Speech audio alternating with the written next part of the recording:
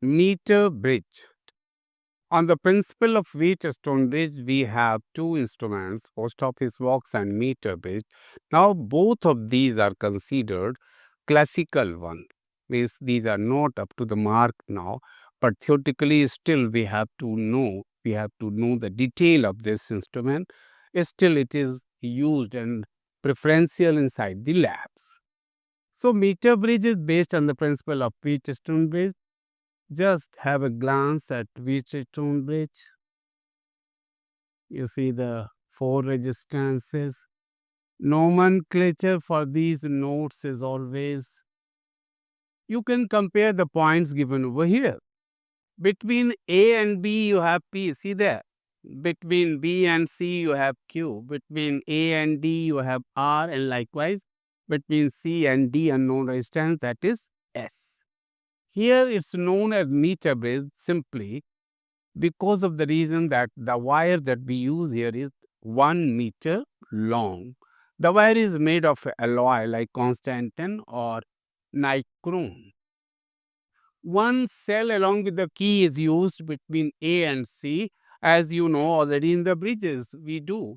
Between B and D, the other diagonal, we use one galvanometer over here, and along with the jockey, we try to slide the jockey over this wire unless we get the null position. When there is null position, you see, as soon as you connect the cell along AC, it will start flowing the current. By sliding the jockey, you try to detect the null position.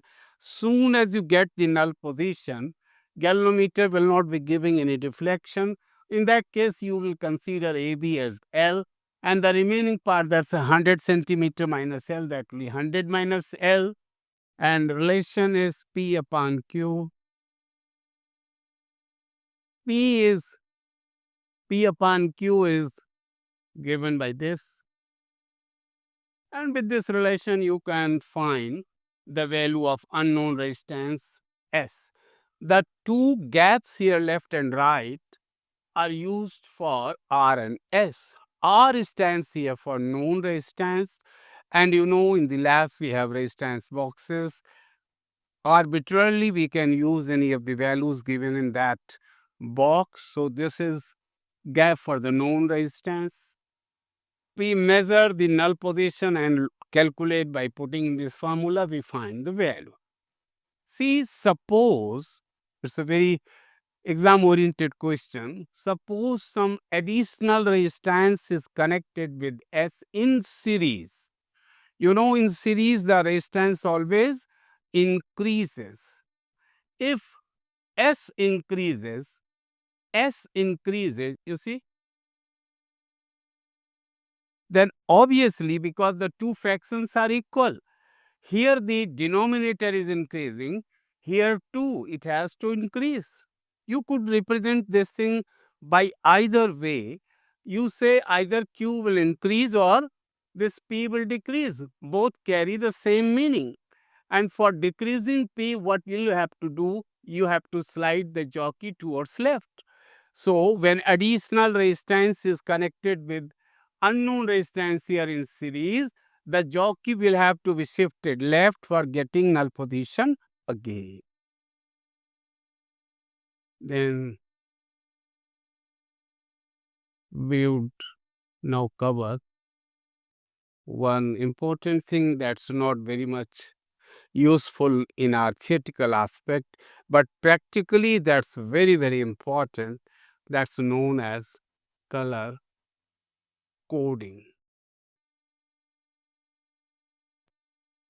You see the size of semiconductors, resistances are miniature, and it becomes sometimes very typical to read on the digit that's displayed on resistances or semiconductors.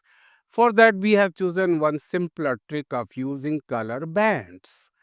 We use the color bands for different digits, means one color will represent different digit, the other is going to represent different.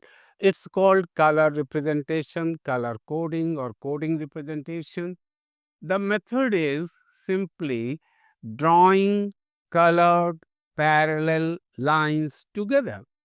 First digit will be represented by first color, second digit